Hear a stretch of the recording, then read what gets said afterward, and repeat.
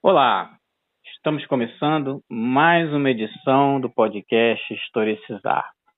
E nesta edição, mais uma entrevista. Desta vez, vamos entrevistar a historiadora Beatriz Kulchnir, que é doutora em História Social do Trabalho pela Unicamp, pós-doutorado na Universidade Federal Fluminense também. E o tema de nossa conversa será exatamente da sua tese, que virou livro, né? Cães de Guarda, Jornalistas e Censores, do Ato Institucional número 5, a Constituição de 1988, né? Com a questão muito central desta obra: como os regimes opressivos mantêm controle sobre a população. Mas, antes de começarmos, primeiro quero agradecer à professora Beatriz por ter aceito o convite. Professora, fique à vontade para inicialmente se apresentar, falar um pouco de sua trajetória, para daí adentrarmos a um debate aqui de um tema muito importante para a contemporaneidade. Então, muito obrigada, Anderson, pelo seu convite para estar aqui. É um prazer, realmente, poder falar desse trabalho. Bom, eu sou uma historiadora de formação, de graduação e de mestrado na Universidade Federal Fluminense, doutorado na Unicamp, mas há muitos anos também eu me enveredei, até acho que muito durante a tese mesmo, a entender o universo dos arquivos. Então, dirigi o Arquivo Geral da cidade do Rio de Janeiro por mais de 15 anos, entre 2005 e 2020, e dou aula no programa de pós-graduação em Gestão de Documentos e Arquivos da Unirio, que é o primeiro programa de arquivologia na área. Então, eu tenho essa dupla inserção, né, de historiadora e de arquivista, enfim, e tenho trabalhado bastante nas aproximações e nos desdobramentos dessa questão.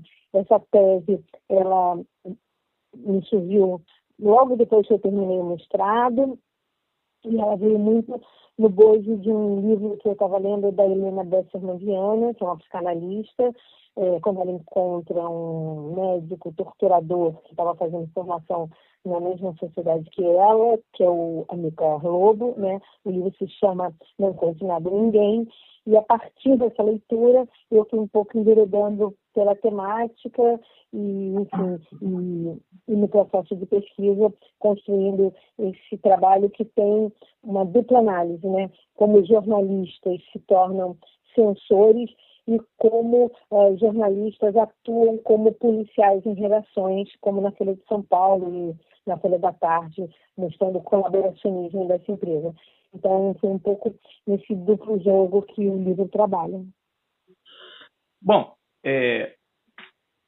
a pergunta como os regimes opressivos mantêm o controle sobre a população é uma pergunta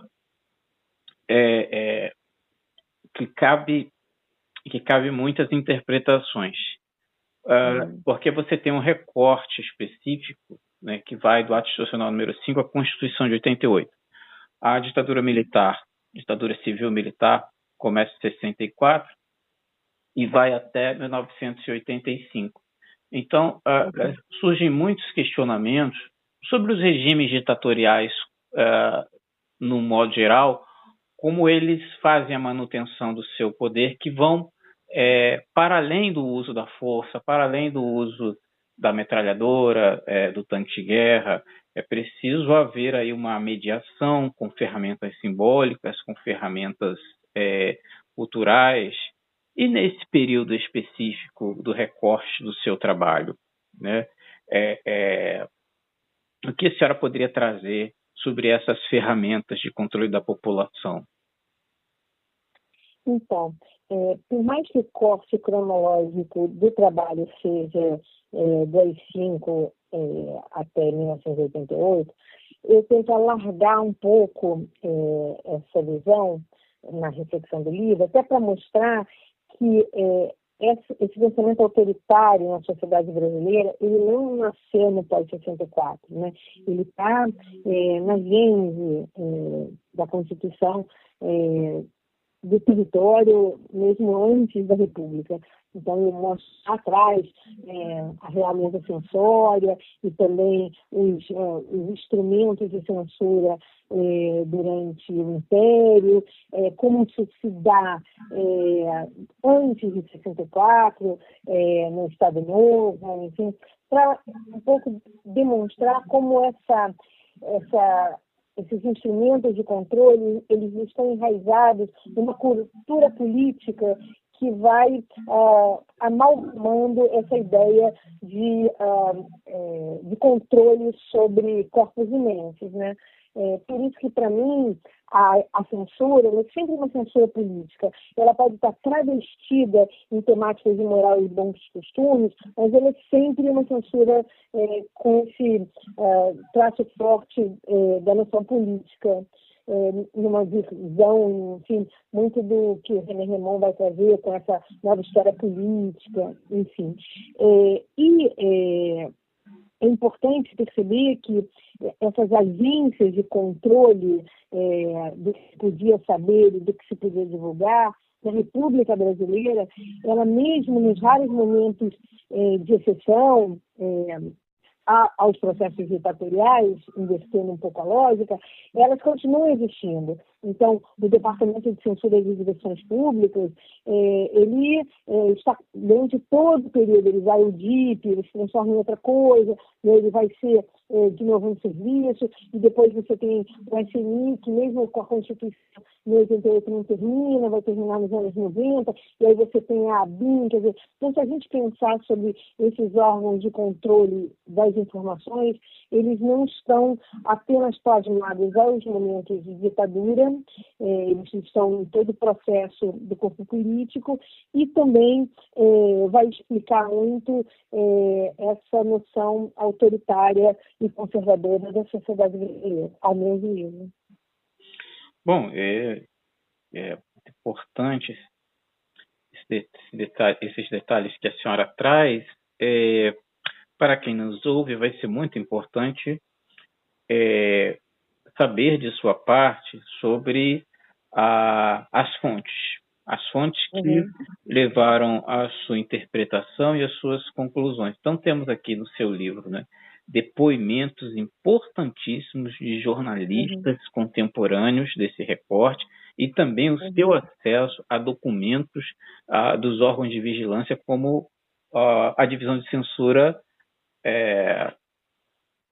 o DCDP, né, documentos acessados pelo Arquivo Nacional. Então, nos fale um pouco sobre o que essas fontes revelaram para o seu trabalho. Eu brinco muito quando vamos falar sobre esse livro, que eu fiz essa pesquisa analogicamente, né? É lógico que é muito importante todo esse aparato digital que a gente tem, com as fontes sendo acessadas digitalmente, mas também é muito prazeroso esse contato direto com a fonte, né? Então, quando eu fiz o projeto e passei para o Unicamp e tal, o projeto era um pouco diferente do que o livro acabou se transformando, do que a tese acabou sendo defendida. E ela muda muito quando eu vou a Brasília, na sede do Arquivo Nacional de Brasília, e encontro a documentação da censura lá. E ali eu percebo que, enfim, eu tenho alguma coisa muito diferenciada que mereceria um olhar. Voltei para o Rio e eu sempre agradeço ao então diretor do Arquivo Nacional à época, o professor Antunes, que mesmo o acervo Rio de Janeiro do Departamento de Censura e Direções Públicas, que foi recolhido no que a gente chama, na filologia, de um recolhimento selvagem, né, lá dos porões da Polícia Federal, mesmo sendo organizado naquele momento, o professor Jaime teve a delicadeza de permitir que eu pudesse consultá-lo enquanto ele estava sendo organizado, e também eu pude fazer um intercâmbio com os próprios servidores do Arquivo Nacional que estavam debruçados ali naquela documentação, porque eu trazia informações sobre ela que eles não tinham. Então, foi um momento muito interessante. A partir dessa documentação e também muito de documentações de jornal, e aí eu me vali muito dos clippings que os jornais faziam na época analógica, né? Tinha um setor de pesquisa nos jornais, e eu pude usar os clippings do antigo Jornal do Brasil, aqui no Rio. Eu fui chegando a matérias que surgindo no nome dos censores. Naquele momento, 1996, 97, 98, essas pessoas que foram contactadas por mim, jornalistas, censores, policiais, eles estavam abertos a conversar. Então, eu fiz mais de 60 entrevistas entre jornalistas, censores, policiais. Eles estavam dispostos a conversar.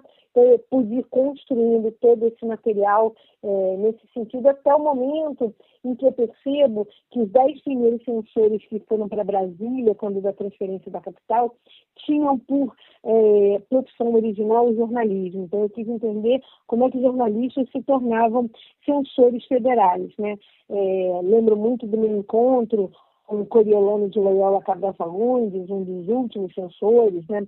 O chefe do serviço de censura, quando o ministro Fernando Lira, que vai ao Teatro Casa Grande aqui no Rio de Janeiro, faz uma cerimônia do fim da censura, é o Coriolano que está ali à frente de tudo isso, ao mesmo tempo que a pesquisa me levou a encontrar um determinado jornal, o grupo Folha da Manhã, que edita o jornal Folha de São Paulo, que é o jornal Folha da Tarde, que eu encontro ali policiais trabalhando como jornalistas, né? E também são pessoas que dão entrevistas, assim, como os militantes que sofreram na mão dessas notícias que são publicadas nos jornais para legalizar mortes em tortura, também me dão muitas entrevistas, e esse meu trabalho, além de conversar com esses censores e poder desvendar todo esse aparato da censura no Brasil, ele também pode, pela primeira vez, demonstrar o que eu vou chamar de colaboracionismo da grande imprensa com o jornal Folha da Tarde, também com a editora Abril, que, enfim, manda servidores para Brasília para dar cursos aos censores, como a TV Globo, aqui no Rio de Janeiro, que contrata censores aposentados para fazer uma autocensura antes que os censores chegassem e pudessem, de alguma maneira, impedir o fluxo econômico da empresa naquele momento.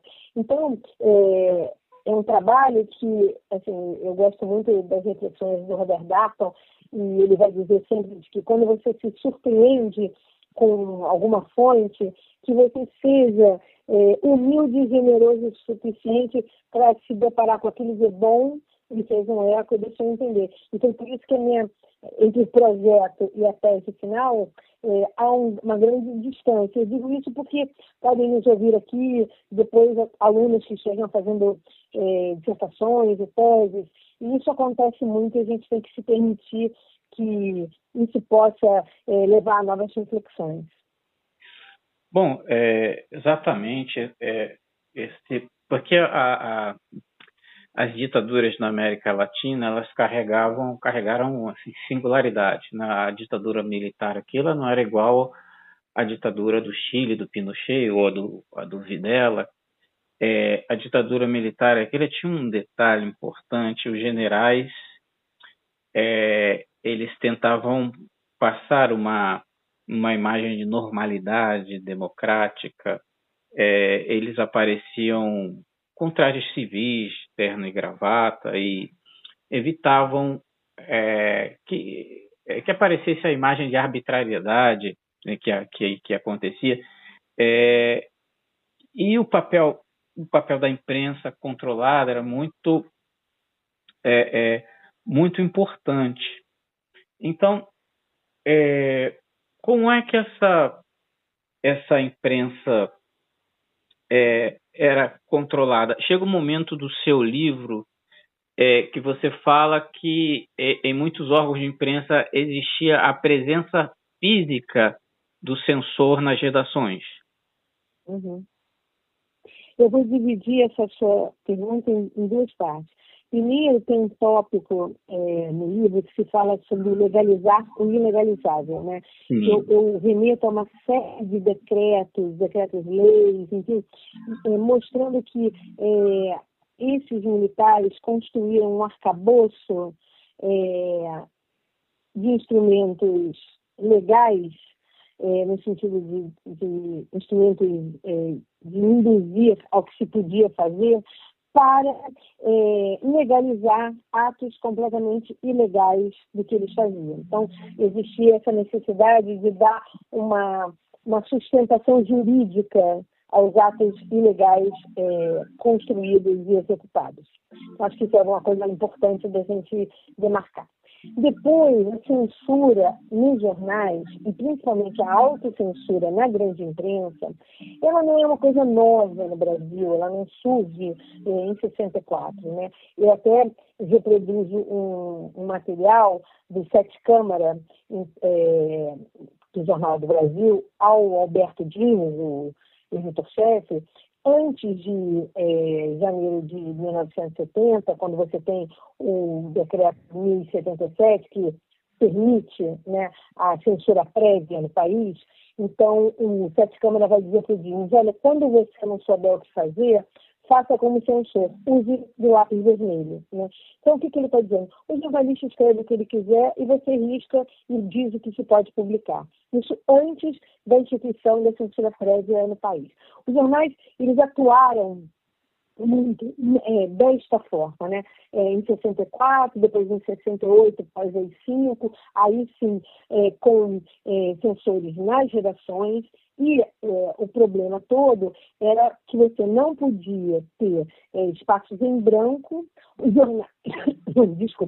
jornais também não podiam dizer que estavam sob censura, e você não podia ter um atraso de circulação do jornal, porque senão o jornal já ia para as bancas velhas. Né? Então, nesse jogo que se deu a relação entre os donos do jornal e os órgãos de censura, até um determinado momento em que você vê um número muito diminuto de censores, 220, como a gente calculou, para fazer televisão, teatro, música, cinema, livros, jornais, revistas.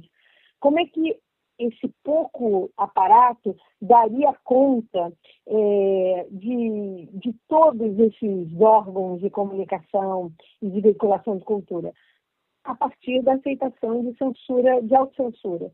Isso talvez seja um dos temas mais difíceis. E por isso que, quando eu trabalhei com a Folha de São Paulo e a Folha da Tarde, e a noção de que eles colaboraram, né, o colaboracionismo do Grupo Folha da Manhã, é justamente para demonstrar isso, que isso só foi possível, esse controle informacional, porque havia o pacto de autocensura. Senão isso não poderia acontecer. E também das diversas limpas que foram feitas nas redações, e aí você se forjar uma imprensa alternativa, nanica, clandestina, enfim, que desse conta desse aparato de jornalistas que eram colocados para fora e precisavam continuar trabalhando. Né? Então isso só acontece porque houve esse pacto entre as grandes empresas de comunicação e os aparatos de censura. Eu lembro do Coriolano, isso eu já contei várias vezes, do Coriolano dizendo que o Estadão, por exemplo, ele publicou os Lusíadas, de cima a baixo. E as pessoas achavam muito normal os Lusíadas estarem ali, ou no Jornal da Tarde, do Grupo do Estadão, colocar receitas de bolo. As pessoas ligavam para dizer que a receita do bolo não estava dando certo. E era normal para aquelas pessoas terem uma receita de bolo na primeira página do jornal.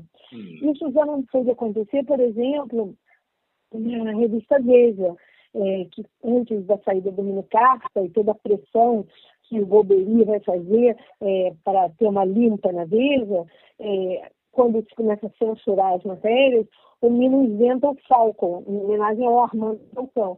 E a brincadeira do Falcon, que eram crônicas para poder suprir esses espaços vazios, durou 5 números, porque o leitor de Veja perceberia que alguma coisa estava estranha. E quando eu confrontei o Coriolano, o chefe da censura, ele falou assim, não, isso foi uma concessão ao Estadão. Então, foi permitida ao Estadão este tipo de concessão. Não é um ato de resistência, é um ato de concessão da censura. E acho que essa visão do jogo é muito importante de se ter. Bom, exatamente aqui na página, entre a página 36 e 37 do seu livro, né, que faz menção à sua fala de agora há pouco, que diz assim, da sua autoria, né? Página 37. De modo algum quero dar a entender que a maioria dos jornalistas tenha desempenhado o papel de censor, pois isso não é verdade. Existiram jornalistas que colaboraram com o regime e outros que resistiram a ele ou combateram-no. Esta pesquisa, entretanto, embora não negligencie a resistência, buscou focar o outro lado da problemática. Não quis dizer que todos colaboraram, apenas quis mostrar que nem todos se opuseram. Exatamente, uma máquina ditatorial de 64 a 85 não tinha como se impor pela base da força, de conseguir apoio popular. Os órgãos de imprensa eles foram muito importantes para transmitir essa imagem de uma suposta normalidade, explorar os eventos públicos, como, por exemplo, da Copa de 70, fazer o convencimento público, né, através de agências de propaganda. Então, nesse momento, é importante que nossos ouvintes consigam entender o que aparece no seu livro, que foi um tema que eu consegui explorar muito na sua obra, censura, mas tem uma distinção. A distinção entre a censura moral e a censura política. Como era a abordagem de cada uma dessas temáticas? Então, eu acho isso muito curioso, eu volto ao que eu disse anteriormente. Para mim, toda censura é uma censura política, mesmo quando ela está travestida de moral e bons costumes. Porque o departamento de censura, ele é forjado nessa ideia de que ele vai controlar aspectos do cotidiano, do corriqueiro, mas, no fundo, ele está controlando formas de viver e de agir. Por isso, ele está controlando ações políticas que a gente tem na vida, né? E fica parecendo que, assim, que nos momentos de ditadura nós temos uma censura política e depois a gente tem uma censura de morais e bons costumes. E eu não acredito muito nessa divisão. Para mim, é sempre um ato político que vai querer determinar pela caneta o que se pode e o que se não pode ver, saber, ouvir, conhecer, ler. É muito curioso, por exemplo, como uma ilustração do que eu estou dizendo, que você tem um evento no Casa Grande ali marcando o fim da censura, né?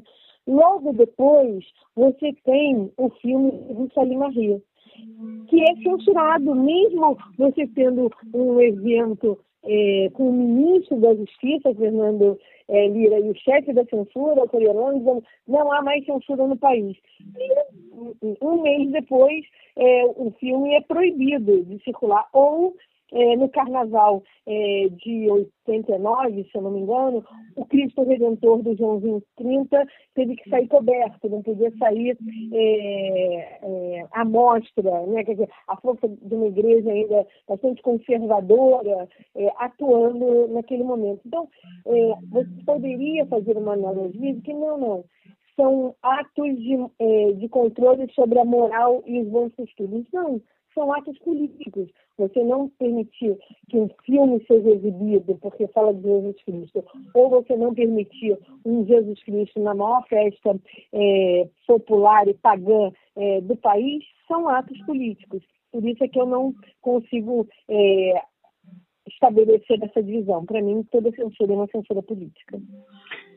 Isso é uma questão que eu abordei no meu trabalho, na pesquisa de doutorado, que tem uma, vamos dizer assim, uma sutil diferença, por exemplo, quando a divisão de censura de versões públicas, em seus pareceres, vai mencionar lá os motivos de censurar a aparição de Ney Matogrosso, por exemplo, com o veto de uma letra de 1974 de Chico Buarque, a letra de conotação política, já que, no caso do Ney Matogrosso, fica explícito no parecer questões voltadas para sexualidade, comportamento e o que eles chamavam de defesa de moral e bons costumes e família brasileira.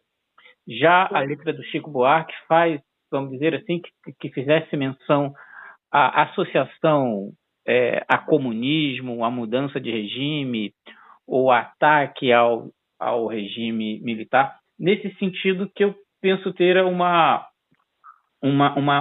distinção, né? Então, eu entendi o que você quis dizer, que mesmo quando se vai censurar temáticas voltadas para a sexualidade, tem um teor político nessa censura, não é isso? Sim, porque não importa muito essa noção assim, do que está escrito no parecer.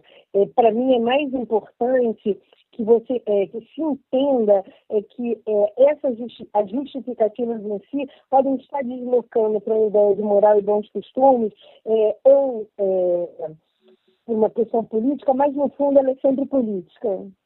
Sim, sim.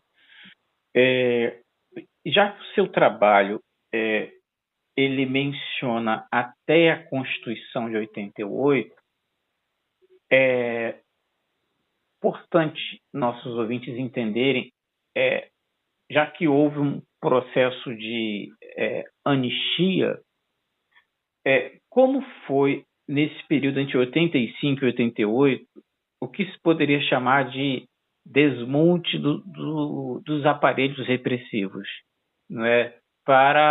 Por exemplo, para onde foram os censores? O que foram feito dos mecanismos de censura que até ali, pouquíssimos anos atrás, estavam funcionando? Isso é uma coisa bastante curiosa, Anderson, porque assim, eles contavam para mim que assim, no dia seguinte da Constituição de 88, as mesas deles foram colocadas nos corredores da Polícia Federal, eles são deslocados para vários outros setores na Polícia Federal. E aí eles constituem uma associação, que é a ANACEM.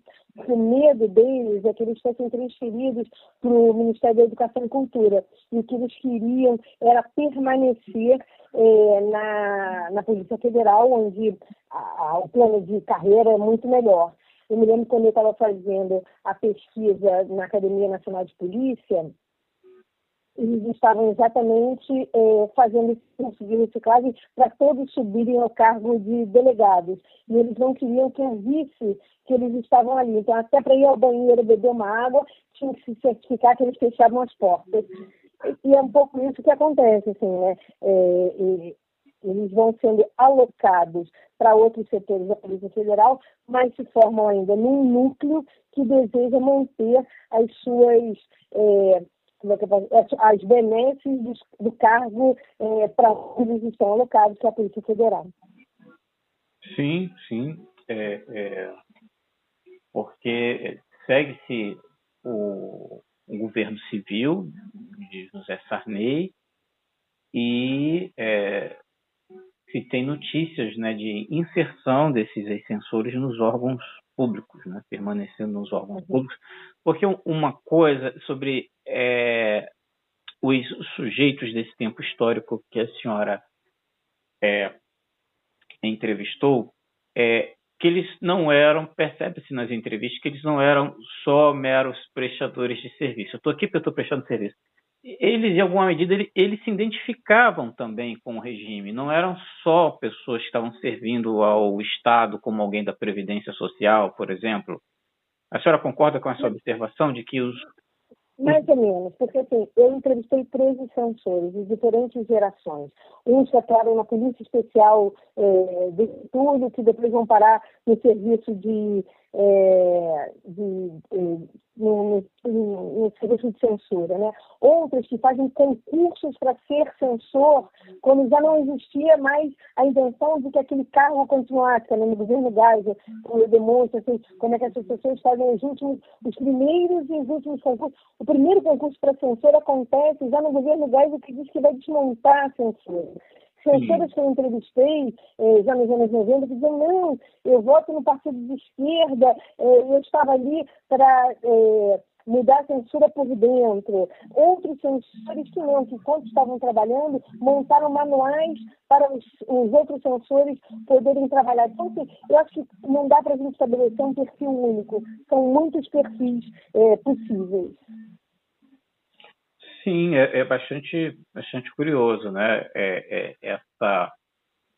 Curiosa essa observação, né? De que um censor tenha feito esse contraponto curioso.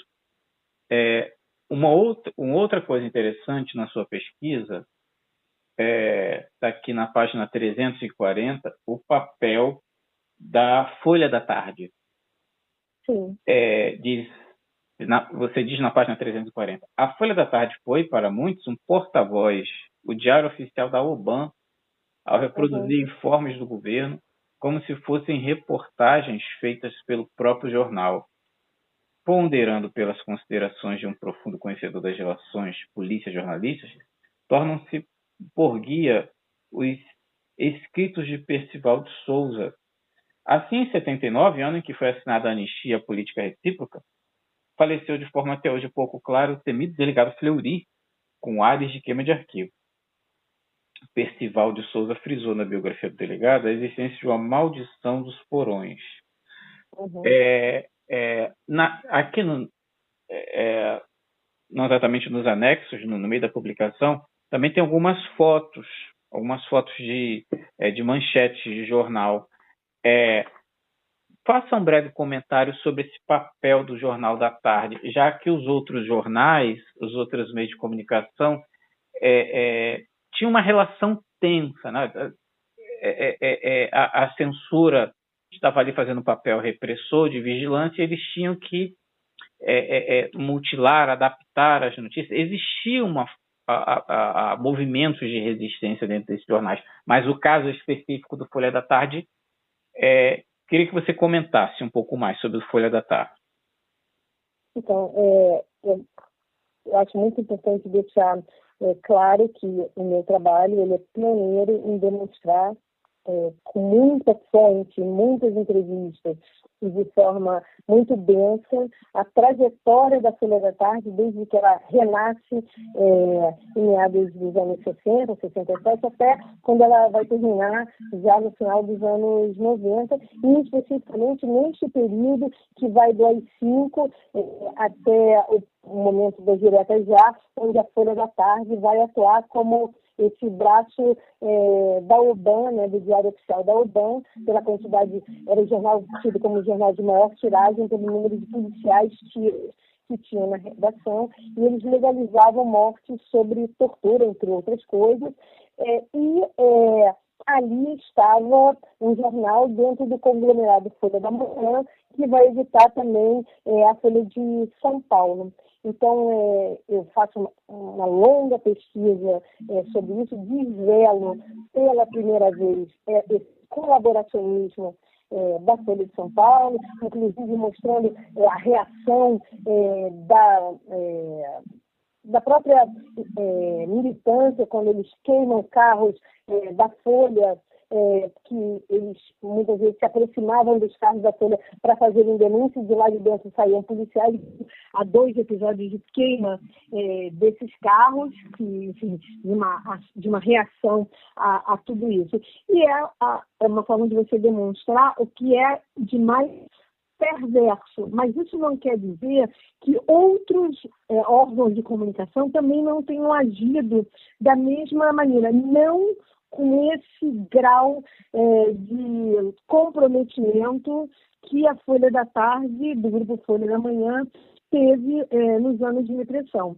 Mas, como eu demonstrei, a Abril também faz a sua colaboração, a Rede Globo também faz ali o seu papel de colaboração, mas a Folha da Tarde realmente é o que a gente tem de mais sinistro e que foi executado por um núcleo de jornalistas que tinham também carteiras de policial do Serviço de Segurança Pública do Estado de São Paulo, como o Antônio Ágio, que era o editor-chefe, ou o Siqueira, que eu entrevistei, e que era o jornalista responsável pela parte da Internacional, e ele dizia para mim, não, quando eu estou no DOPS, eu estou no DOPS, quando eu estou no jornal, eu estou no jornal. E querendo que eu acreditasse que as coisas não se poluíam entre si, entendeu? Então, eu tenho... porque a gente, quando faz esses trabalhos acadêmicos, não pode se dizer que a gente não tenha vaidade neles. A gente tem, sim. E eu posso dizer que eu tenho uma grata vaidade de ter apostado num determinado caminho da pesquisa que me levou à Folha da Tarde e pude desvelar esse colaboracionismo da Folha de São Paulo em toda a sua teia de organização. Então, é alguma coisa que me deixa profundamente enraivecida de ter podido contribuir dessa maneira com a pesquisa. Detalhe muito importante nessa pesquisa, o papel desempenhado pela Folha da Tarde. Bom, vamos aqui à última parte.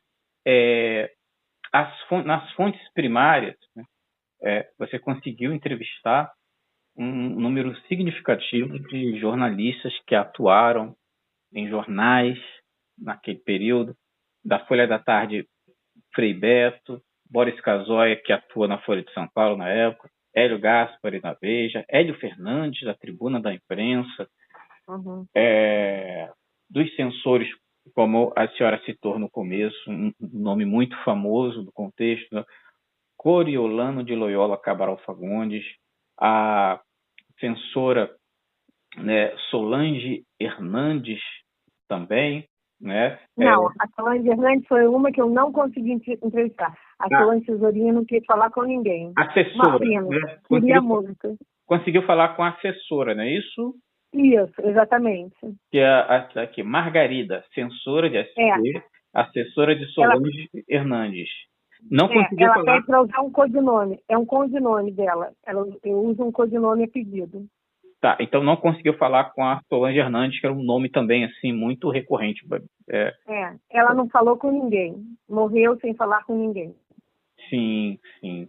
E nos arquivos públicos, o acesso ao Arquivo Nacional, no Rio de Janeiro, Arquivo Nacional em Brasília, Arquivo Público de São Paulo, Fundação Getúlio Vargas, variadas bibliotecas, né? E lhe pergunto, na bibliografia, né, na introdução, a senhora faz menção, né, à história oral, à história do tempo presente, à memória coletiva. Que obras da bibliografia utilizada a senhora citaria como colunas fundamentais para montar a problemática e para sustentar a sua pesquisa? Eu acho que tem um livro do Cláudio Abramo que me ajudou muito a entender esse universo dos jornalistas. Eu acho que também O Combate nas Trevas, do Gorender, é uma obra fundamental.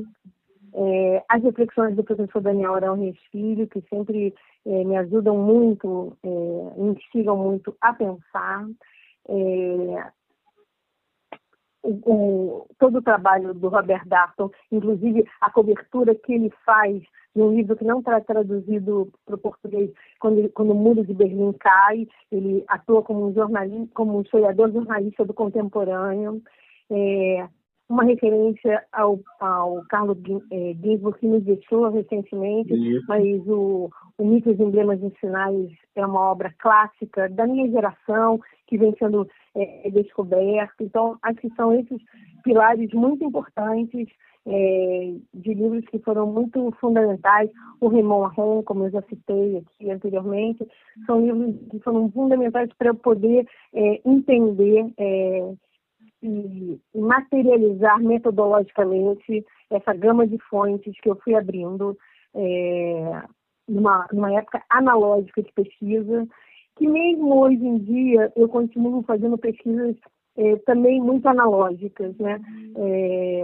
Lógico que ter acesso aos jornais online é fundamental, mas muitas vezes você ainda não tem os grandes acervos sobre ditadura digitalizados, então você precisa recorrer a ir aos arquivos e fazer essas consultas.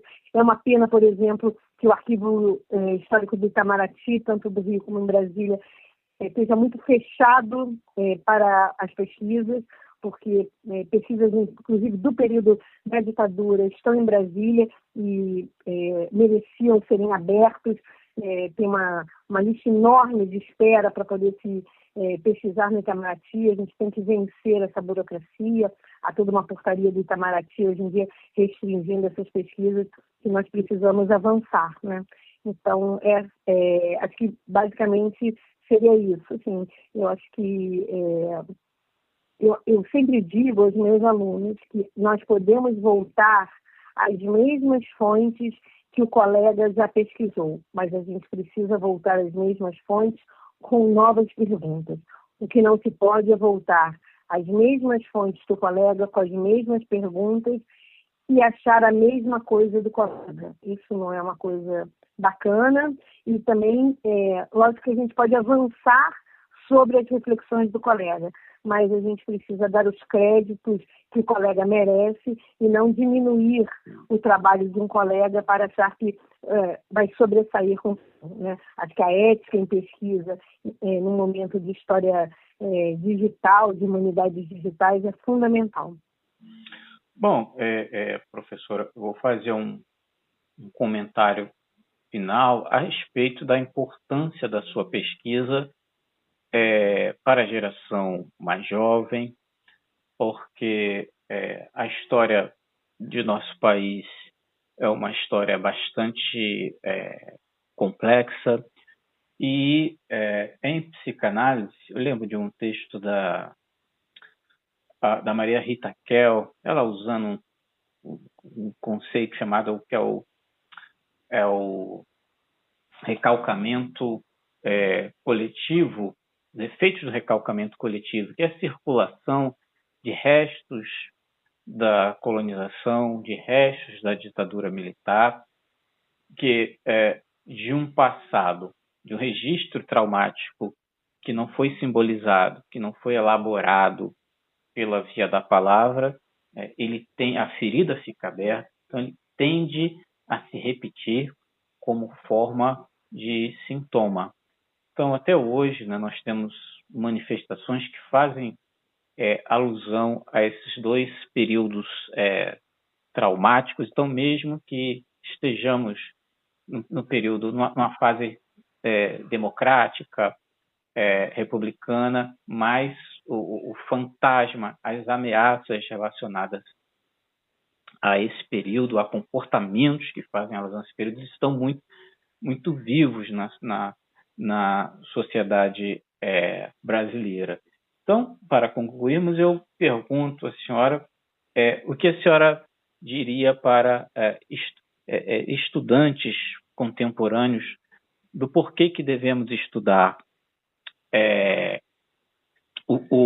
a forma como o período ditatorial desenvolveu mecanismos de repressão e vigilância. Eu acho que, infelizmente, a gente vê esse retorno, né, de um pensamento de ultradireita, extremamente conservador e violento. Então, acho que é fundamental a gente entender essas ondas que de tempos em tempos ressurgem, demonstrando que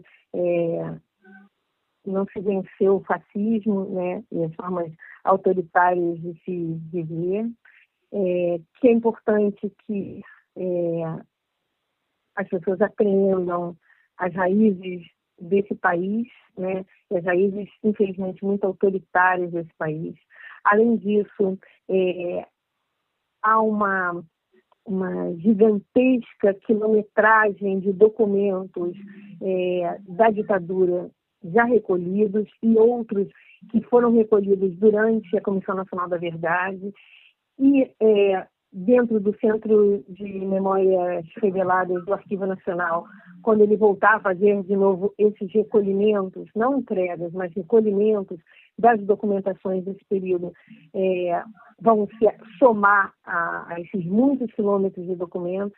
Então, é preciso uma grande massa de corpos e mentes interessadas em se debruçar sobre essa documentação, fazendo novas perguntas a essa documentação, para que a gente possa destrinchar ainda mais novas frentes de pesquisa. Então, eu convido realmente, não só para essa temática da ditadura, mas qualquer temática da história do país, que novas perguntas sejam feitas e sejam se desdobrem em mergulhar em documentos já vistos, em novos que ainda não foram consultados, para que a gente tenha cada vez mais um aprofundamento do conhecimento sobre o passado recente ou não do país.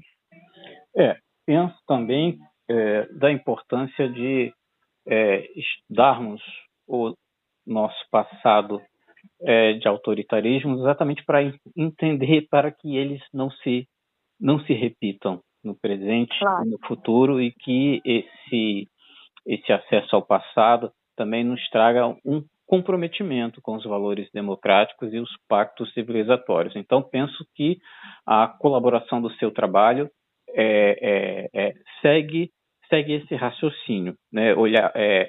Olharmos para o passado com a lente do presente, com a preocupação com os valores democráticos do presente, e entender a relação da censura, entender como os jornais tiveram que funcionar nesse período, é muito importante para as gerações presentes.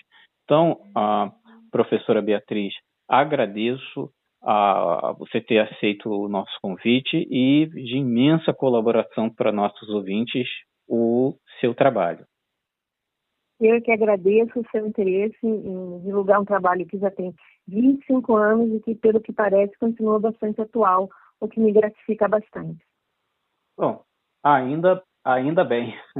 Então, para os que nos ouvem nesse momento, um forte abraço e até o próximo episódio.